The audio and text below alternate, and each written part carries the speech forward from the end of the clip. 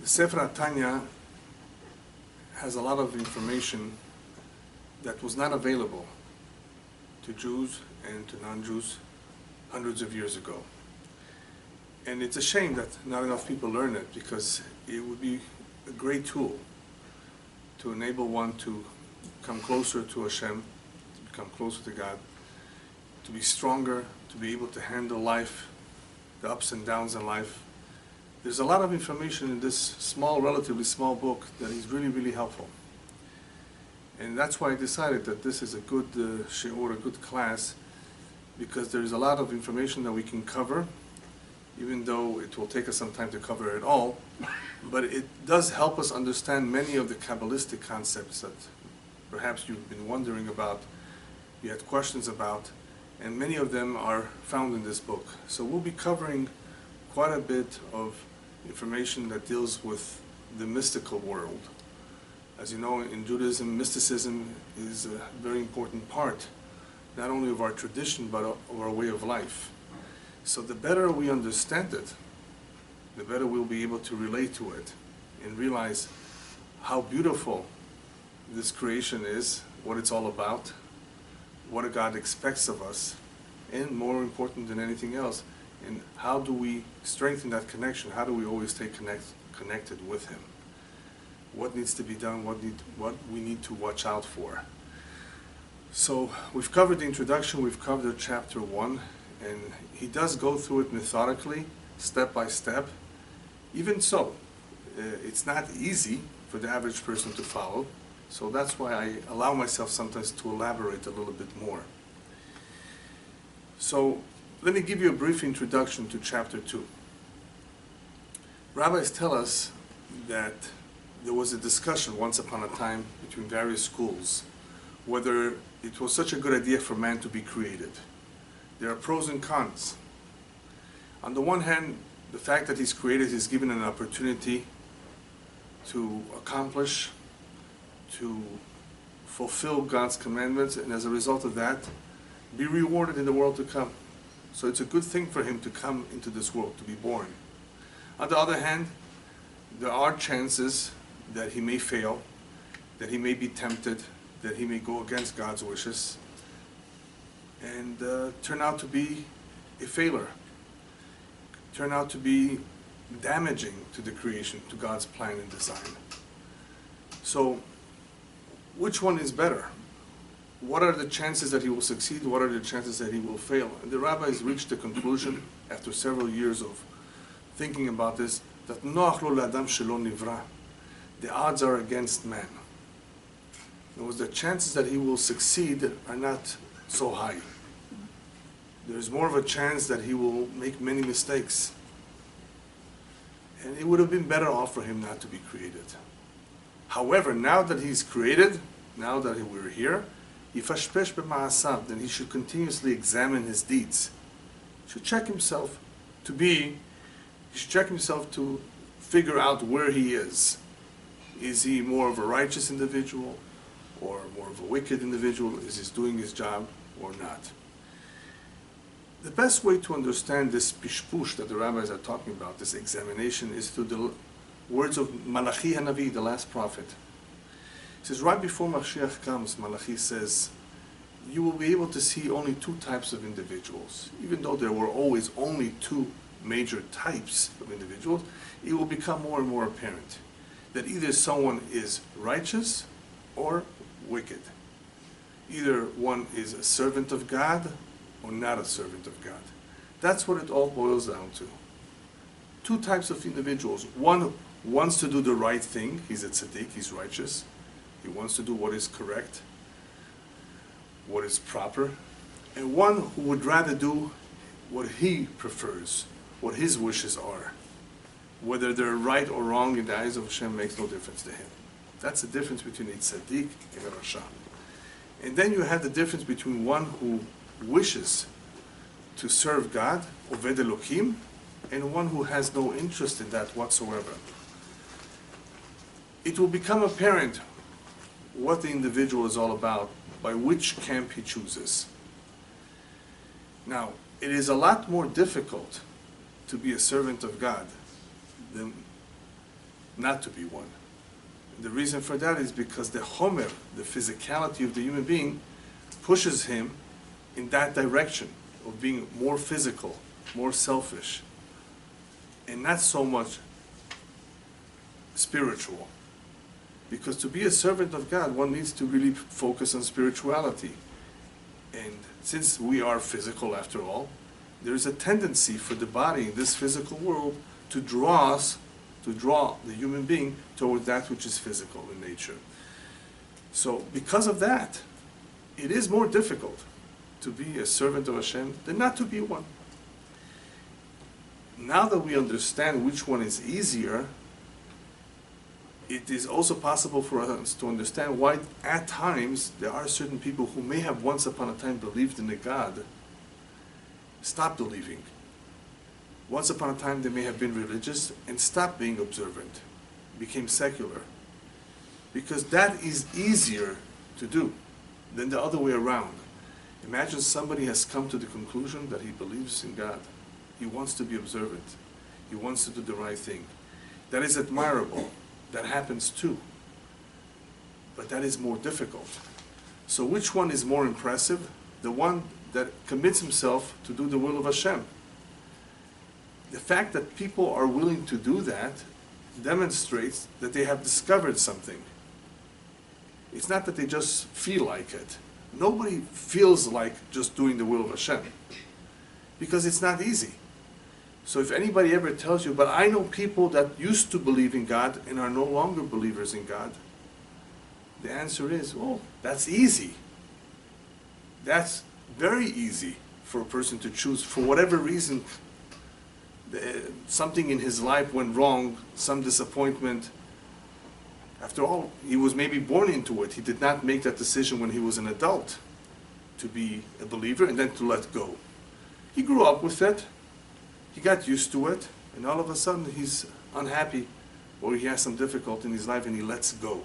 That is easier for someone to do, and it does not come as a surprise, as opposed to someone who was never a servant of Hashem, never believed, was always secular, atheist, and came to the conclusion somehow, sheyesh Elokim, that there's a God in this world, and now he wants to embrace the mitzvot. That is much more difficult.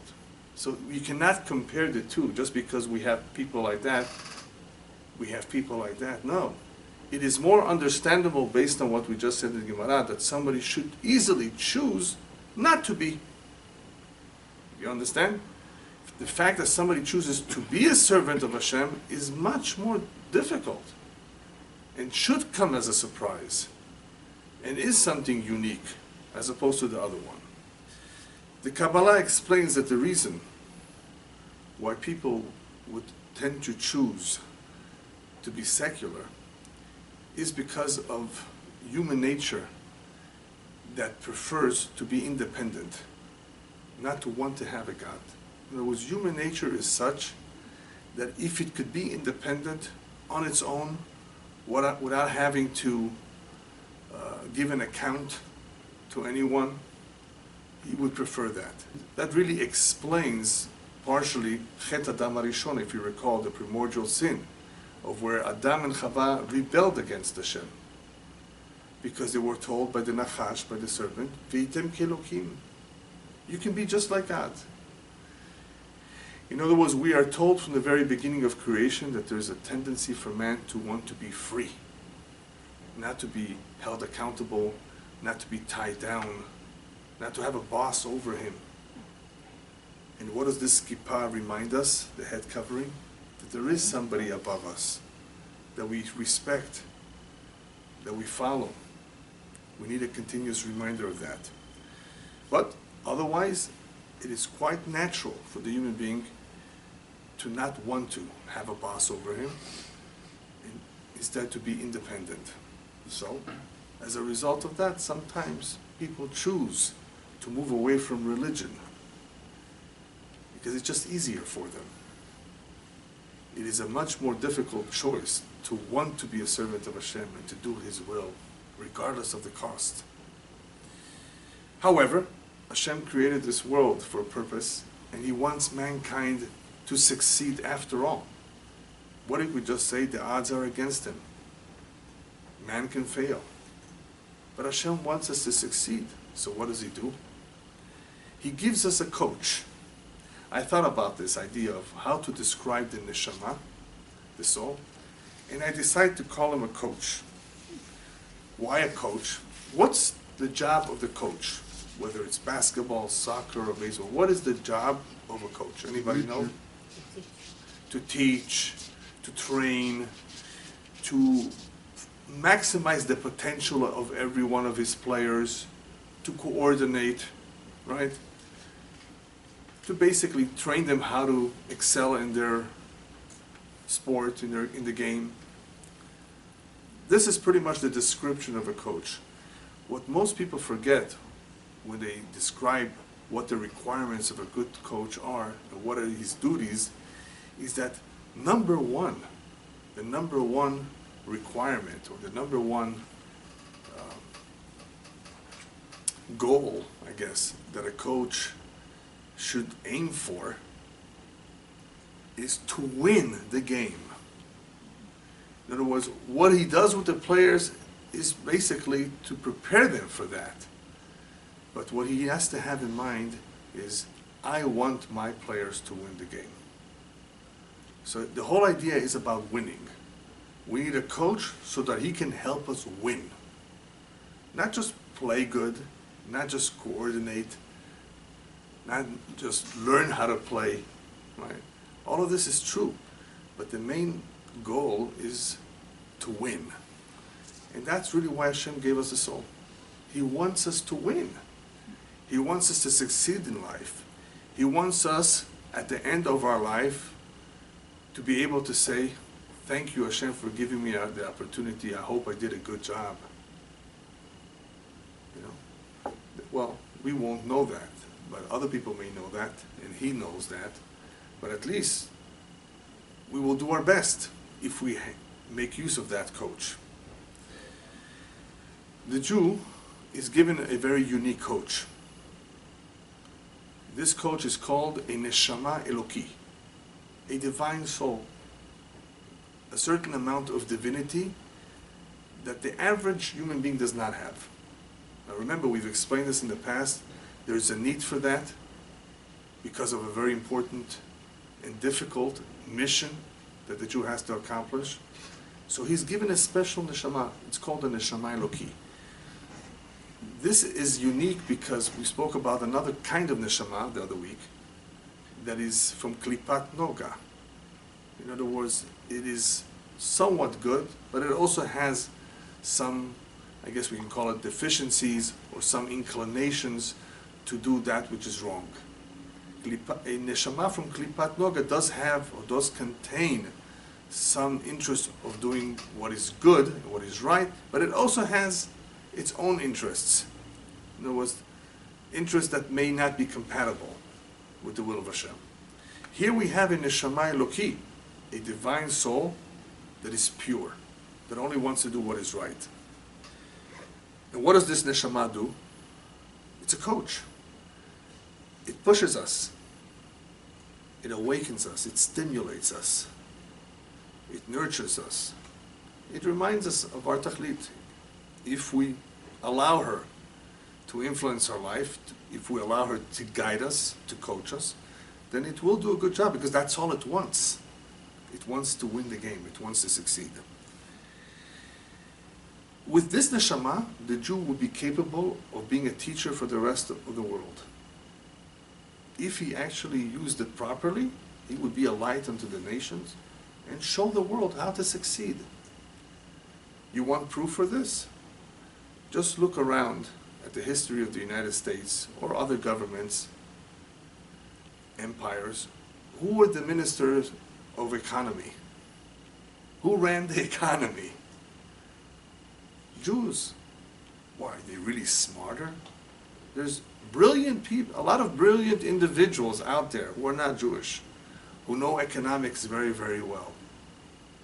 Why is he being chosen to manage the economy?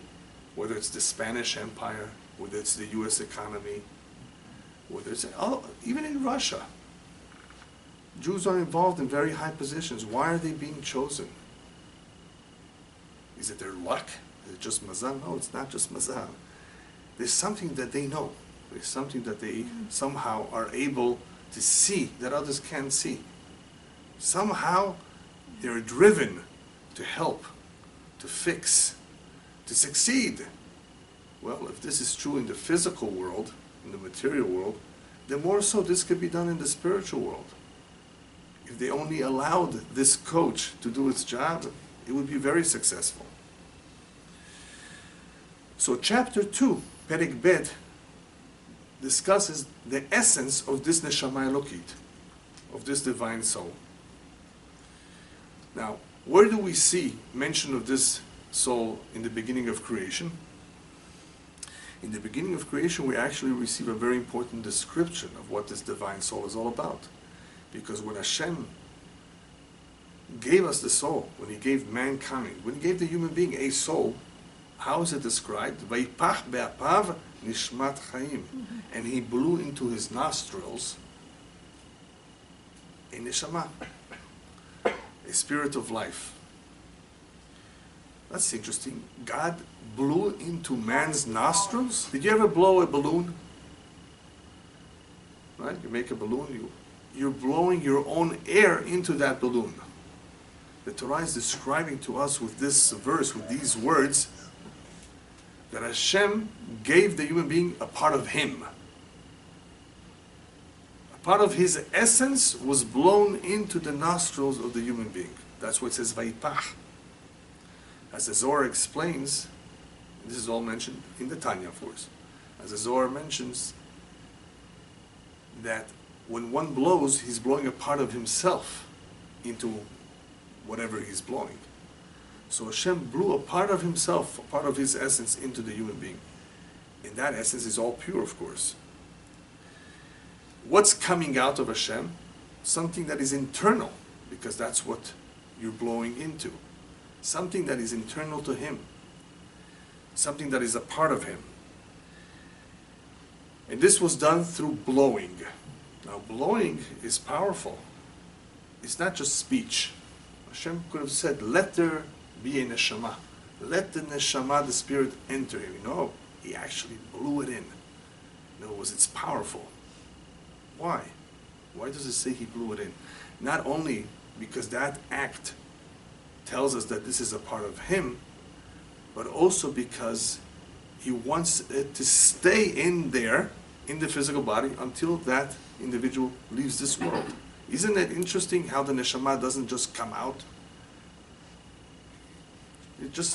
It's there, and it stays there. This heart works for many, many years, pumping blood by itself. The neshama is contained within, as we say in the praise, Vatam shamra bekirbi. You preserve it within me. It doesn't leave. It's air, it could leave. Make a little hole. It doesn't leave so quickly. Right? So that's the miracle. But that is because Hashem put it in bekoach. In other words, it's a miracle indeed, that even though this is air or spiritual and this is physical, and they don't go together, Hashem says, you're going to be married together for a good number of years to come. It's going to stay there. The fact that He blew it into our nostrils is also indicative that He invested so much into the human being. Gave us a part of Himself. So this is a very important idea that Judaism emphasizes, that the human being is not just a physical entity, he has godliness in him, a divine spark, a part of God. But this neshama of the Jew, however, originates from the machshava, from the thought of Hashem, from His chokhmah. And that is something that we could not understand unless we see a mashal. What is this compared to? To a father giving birth to a son. That son, the Kabbalah explains, also draws his entire being from the father's moach, from the father's brain. That's where it all begins, with the thought, with the ratzon, with the will to bring life into this world. That is why a boy, Ben, is called Ben in Hebrew. Uboneoto. He builds him.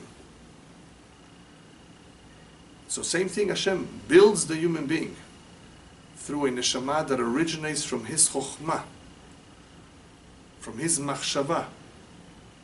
But the Tanya explains, don't make the mistake of thinking that Hashem's thought or chokhmah is like human thought. Because by the human being, you have the human being, and you have his knowledge is something separate. It's what we learn, what we acquire. It's not part of us. By Hashem, his chokhmah, his machshava, is all one. And the Tanya brings down on the side that this is how the Rambam also explains it. That Hashem's thought is not like the human thought. There's no comparison whatsoever. And therefore don't make the mistake of thinking that the two are separate entities. This is important because what are we saying? That this is coming directly from Hashem, from his true essence, from his machshava, from his chokhmah. That is why Hashem calls the Jewish people Beni Bechori Israel, you are my firstborn, or Banim Atem Hashem Elokechem, you are my children, you are children to God. This description of being his first child, being his children, is not only an expression of endearment, but it's to remind us that we actually have something of him, which is very important. Well, let's take a look at the rest of creation.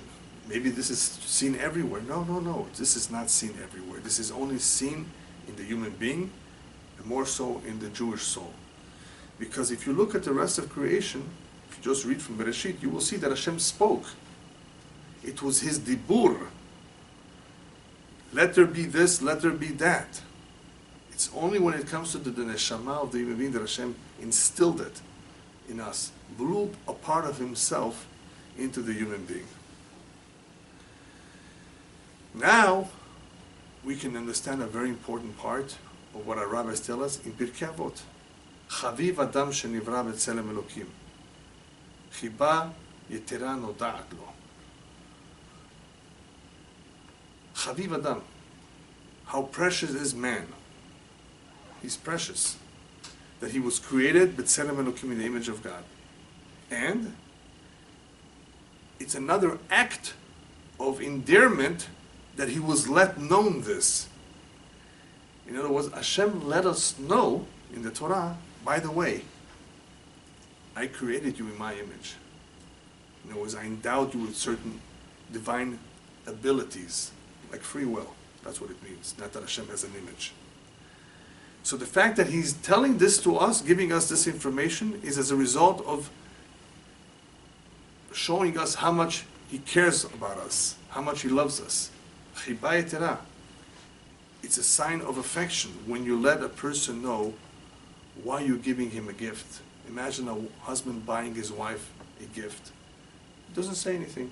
Or, versus, a husband telling his wife, I bought this for you because you mean so much to me.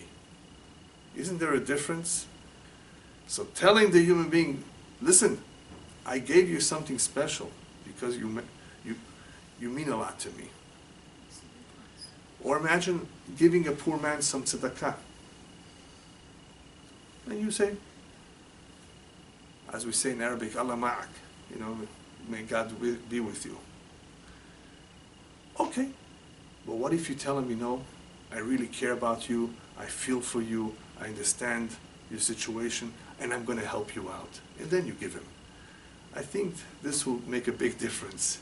Words that are said sometimes are more powerful and more important than the money that you give. How much can you help him already? Give him $18, $25, $36. He needs $10,000. But you make him feel good. You identify with him. So that's why Hashem let us know. He says, you're very important to me. You are the crown of creation. And you have a divine spark in you, a part of me. And I'm letting you know this, so that you should continuously remember that you have a great responsibility, you have an important mission. But besides that, Why else would Hashem tell us that we are created in His image, other than that we have a part of Him? Well, it's not only you, it's every human being. Be respectful of others, even though they are different than you, different religion, they speak a different language, not as smart as you, not as rich as you, regardless of the reasons. Ha'adam, it says that the man, the human being, was created in the image of God. The human being, any human being. As long as, of course, he's a good person. I mean, we're not talking about the wicked, right? Respect him. Not only respect him, value the life that a human being has. Don't throw it away. Some people just throw away life. Whether a woman who's pregnant, who decides she wants to abort, or whether a person who commits suicide, right? Throwing away the gift of life. Value life. So respect another human being and value the importance of this gift called life. Another idea, perhaps, is what's called in Latin imitatio Dei. When Hashem is letting us know certain things about His essence, He wants us to emulate Him, to be like Him. Lidamot acharav. He's kind, benevolent, compassionate. He wants us to be like Him too. He says, you have a part of me. Why am I letting you this know? Why am I telling this to you? Not only because I very much care about you, I want you to be like me. You have a part of me, so therefore you have the potential to be like me. Without this information, would we know that there's something spiritual about the human being without the Torah telling us? I mean, after all, ask the scientists who are not religious, is there something like a soul? They'll tell you, no. I didn't see it in my laboratory. I didn't see it under the microscope. I don't see any evidence for it either. You know, scientists, they have to have real evidence. And there are ways that you can somehow maybe convince him that there's something to the human being other than just his physical body. Maybe. But it's hard scientifically to prove. So the Torah is revealing to us something that we would not know if we were to just if we had to figure this out on our own. The human being is also different than the rest of the animal kingdom in the following way. It's not just about a soul. If you look at every animal, you will see that they have a very unique characteristic to them. A lion is courageous. A leopard is audacious. A dove, pigeon, is loyal. An ant is industrious, works hard. Right? Now, is it possible that you have an animal like a lion that is courageous, audacious, industrious, and loyal? No. He just has that quality that Hashem gave him for his nature. Okay? Not only that, an animal cannot choose not to be what he is. Can an ant say, no, I'm not in the mood. I'm not going to work hard. The lion says, no, I'm going to be a, what is the word for it? Not courageous. A cat. No. Just a cat. I'm going to be a coward. No. An animal cannot be the opposite of what they are. Not only can they only be what they are, they cannot be the opposite. They cannot choose to be different. The human being can be all of that. He can be courageous, he can be industrious, he can be loyal. He has the ability to have all of these midot. He's different. And if he chooses to, he can be the opposite too. He can choose not to be loyal, not to be industrious. You see? Look how the human being somehow has the ability to be different if he chooses to, through his free will. All right, all of this was a little bit of an introduction. So the Tanya continues on in chapter 2, if you want to read it later on, to discuss that this neshama Elokit, this divine spark, this divine soul, even though it comes from Hashem, there are various levels of it. Not everybody has the same level of a soul. And this we spoke a little bit about in the past, that there are people who are on a much higher level. In other words, something else is expected of them as a result of their special soul. Obviously, why would somebody have a very unique, special, higher level soul? Because something else is expected of them. So the Baal HaTanya explains a little bit how this comes about. So even though we just said everything comes from Hashem, even so, somehow there are different levels of neshamot, which all come from the same source. And he explains it as follows. He says, look at our own generation. Our generation does not compare to the generation of 500 years ago, and for sure not 1,000 or 2,000 years ago.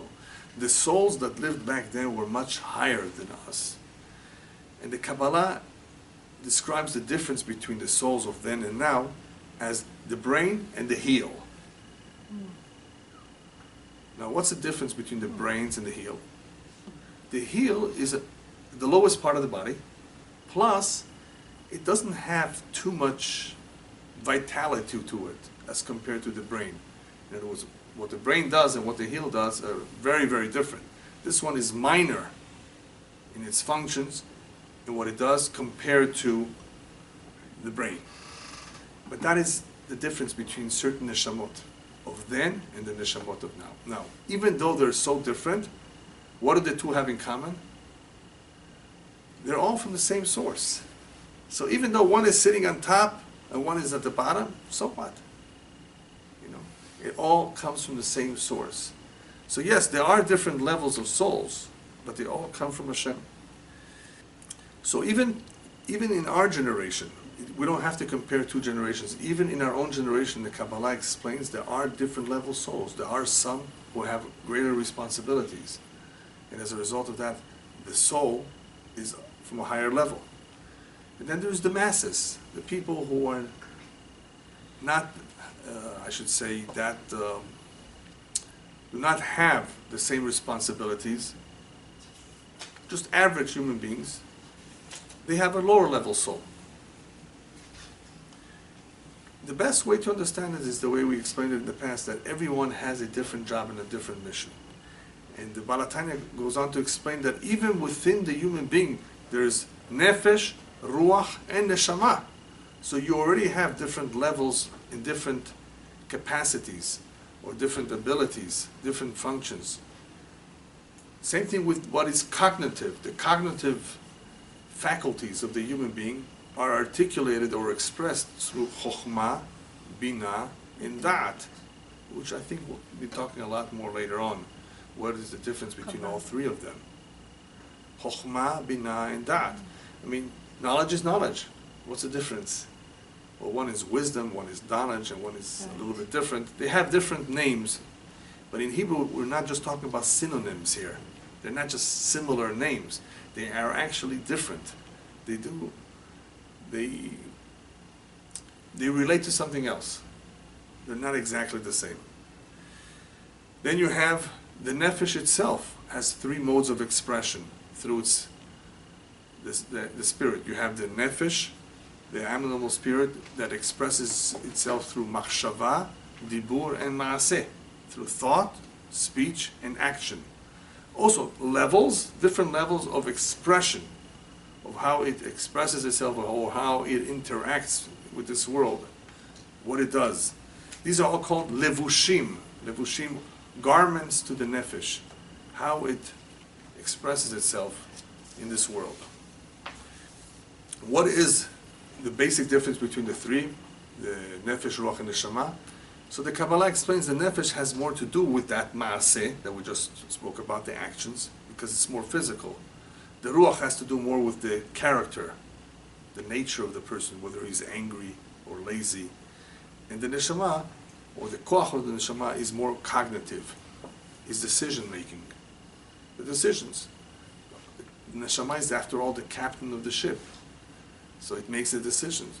So on a certain level, every human being has those abilities or those modes of expression, whether it's his actual deeds, whether it's his thoughts, his decision-making, his character, all expressed in the various levels of his neshama.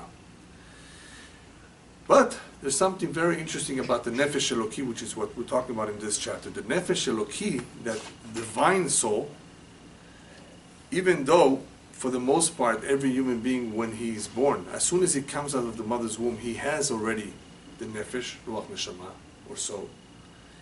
The Nefesh Eloki only arrives at the age of 13. Huh.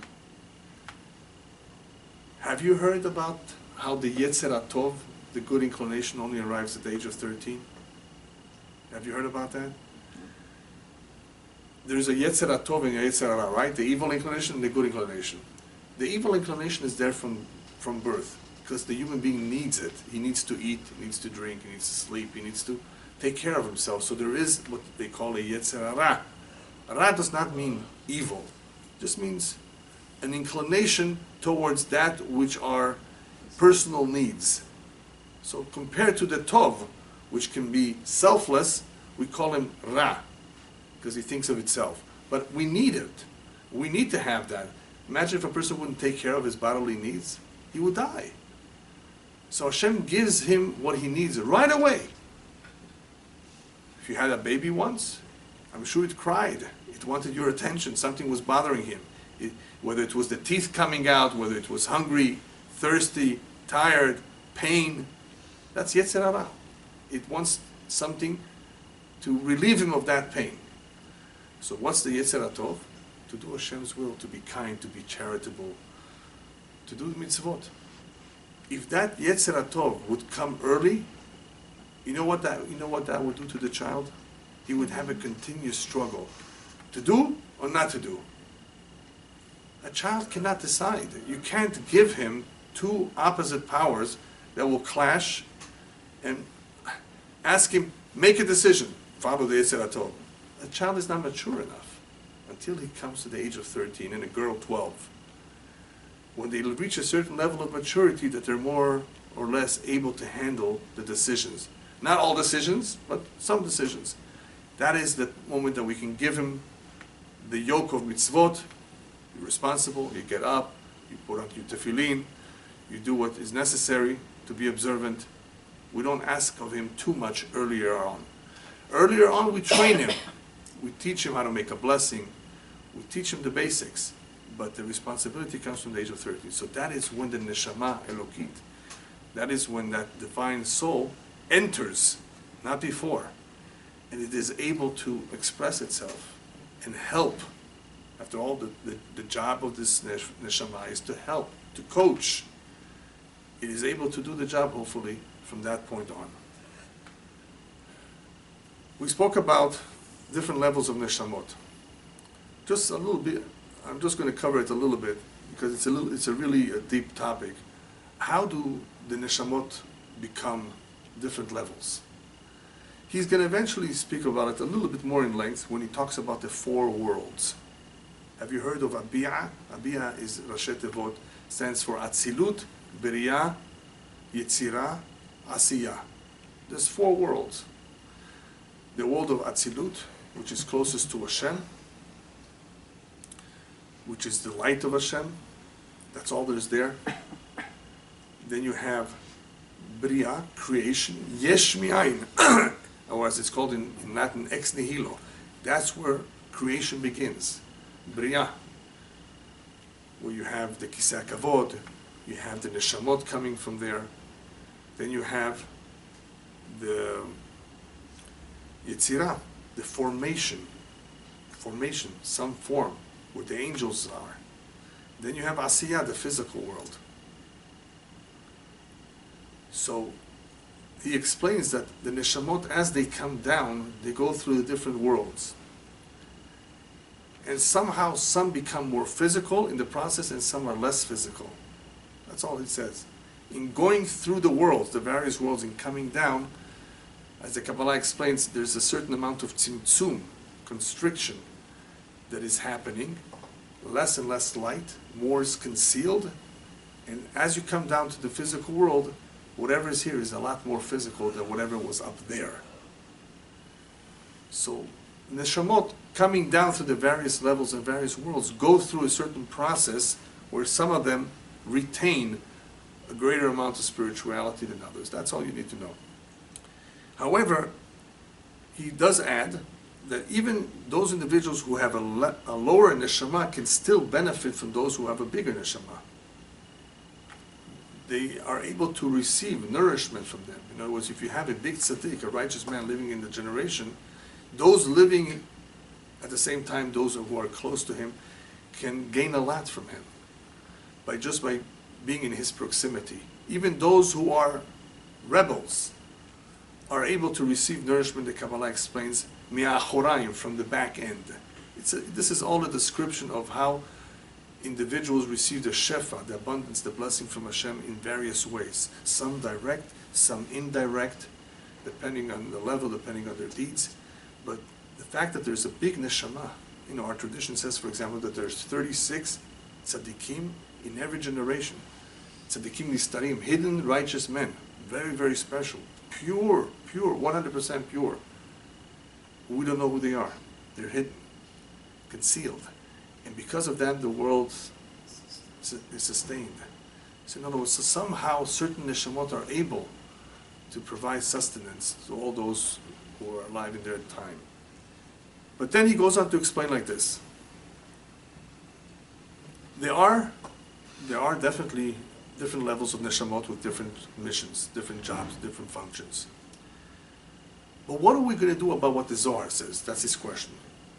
The Zohar says that depending on the behavior of the parents, father and mother, during the time they were intimate, that will determine what kind of a neshama the individual will have, the boy or the girl.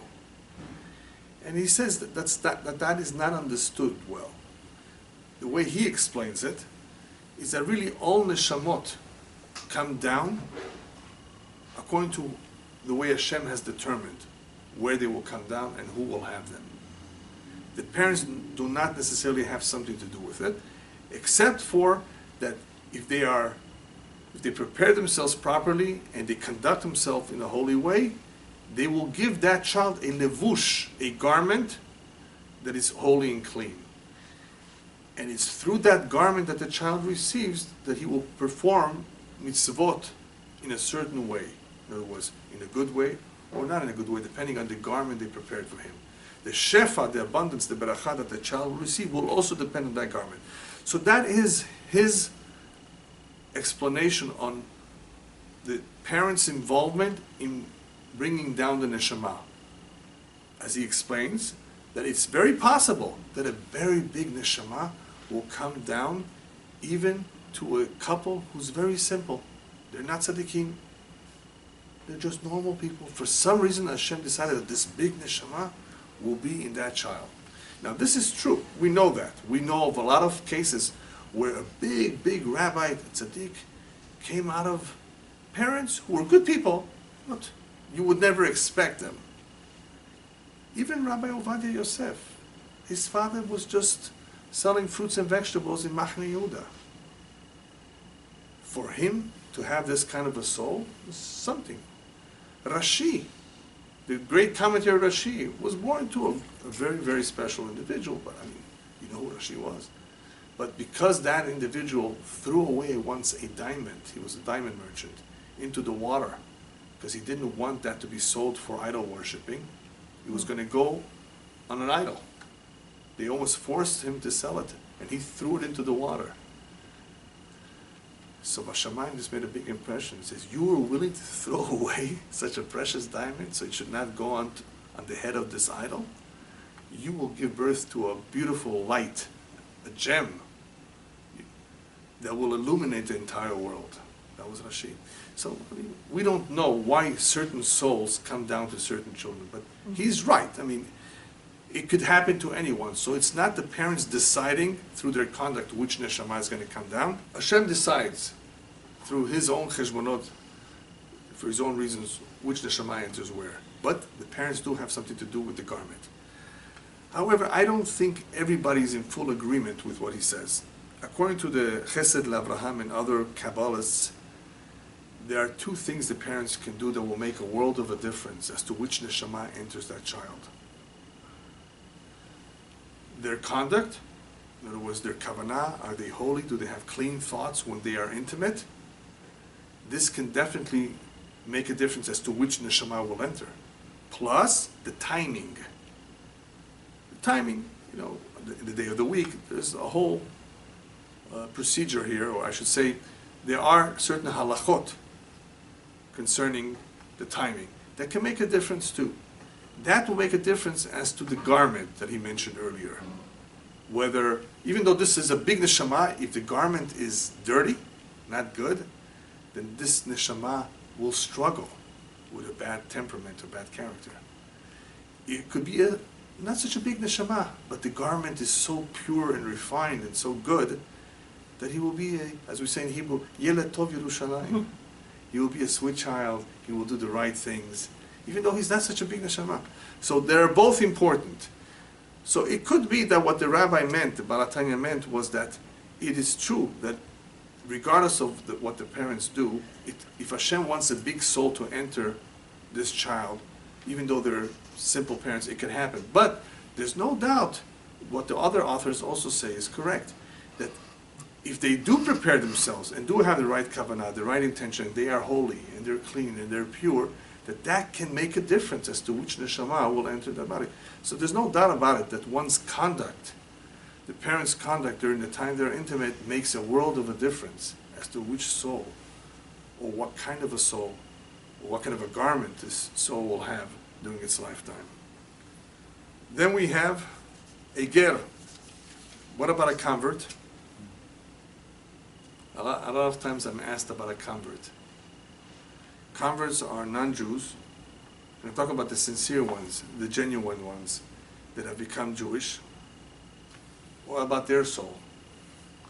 The Zohar explains that a convert who's a real convert receives what's called a nefesh hager. A special nefesh, a special spirit, a special soul that helps him or her elevate them to a very high level where they can observe the Torah mitzvot in a successful manner.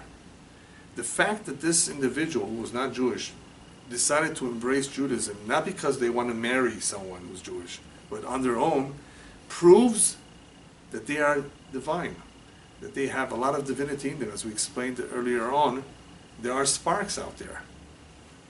There are sparks, holy sparks out there, that basically the nature of these holy sparks is to want to be close to that which is holy. It's like a magnet. That which is holy is drawn to holiness. That which is unholy wants to go with that which is unholy. Like the saying in various languages, tell me who your friend is and I'll tell you who you are. Mm-hmm. Something similar to this. So imagine a ger who wants to embrace Judaism. It could also be, by the way, that his ancestors were once upon a time Jewish in Spain. And they converted because they were forced to convert. Hashem says, none of those souls got lost. I will eventually bring them back. So you have that also happening, that people somehow all of a sudden are awakened in themselves. Sometimes people are awakened because they sense that there's something that's just drawing them to this. And what did we say in the beginning? This is not easy. Why should somebody want to fulfill 613 commandments? What does a non-Jew have to do to succeed? He's told by the Jew, a Jew, by the way, has to teach him. All you got to do is fulfill the 7 Noahide laws, because Hashem said so. Mm-hmm. And you have a share to the world to come. That's so easy. Why should he want to do more? That's all he needs to do. You want to be a part of this nation? Look how much suffering and persecution they've gone through. They've had a very, very hard time. You really want to belong to this club? You're welcome. It's not a club. By the way, you can be a member. And you don't have to pay. You have to actually pay with observance of the mitzvot. It's not about money. The doors are not shut. By the way, we don't force it on anyone. We're not missionaries.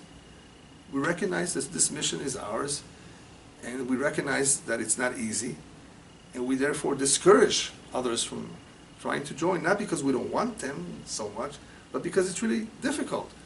Unless you're really going to succeed. And nobody knows if they're going to succeed or not. Even if he's born into it, as we said before, The odds are against the human being that he will always do the right thing and never make a mistake. But that leads us to the subject of teshuvah, which is really not the subject of tonight, that even though people may have done the wrong things, they can always fix it. As long as they're alive, they can fix it. If they recognize it, if they admit it. People have a problem with admitting that, with admitting their mistakes. Even that is a problem. But it is a possibility for one to correct his mistake, and teshuvah in itself is something which is also coming from the soul. The soul awakens the individual to want to return, to want to reconnect with Hashem. It is drawn. Otherwise, why should somebody want it? And there are many, many stories of how it has happened to people. They've experienced something incredible. They saw an open miracle. It was clear to them, it was obvious to them that Hashem was sending them a message. So it requires a certain amount of sensitivity to that, because otherwise a person may claim, well, it's just a coincidence. How could it be a coincidence? Well, yesterday you had a tumor in the brain and now it's gone. Perhaps you prayed? Yeah, I prayed, but I don't think it was the prayer. You don't think, what do you think about it? Yeah, it's possible for a person to just ignore everything. But the reality is that Hashem is not only the creator of the world, Mashgiach, he also is involved in everything that happens here. And he wants us to know he's around. And sometimes he makes miracles. Most of the time we don't see. What do we say in the prayer? That we thank Hashem for all the miracles. Right? Evening, during the day, during the afternoon, there's miracles all the time. We're just not aware of them. Sometimes we're made aware.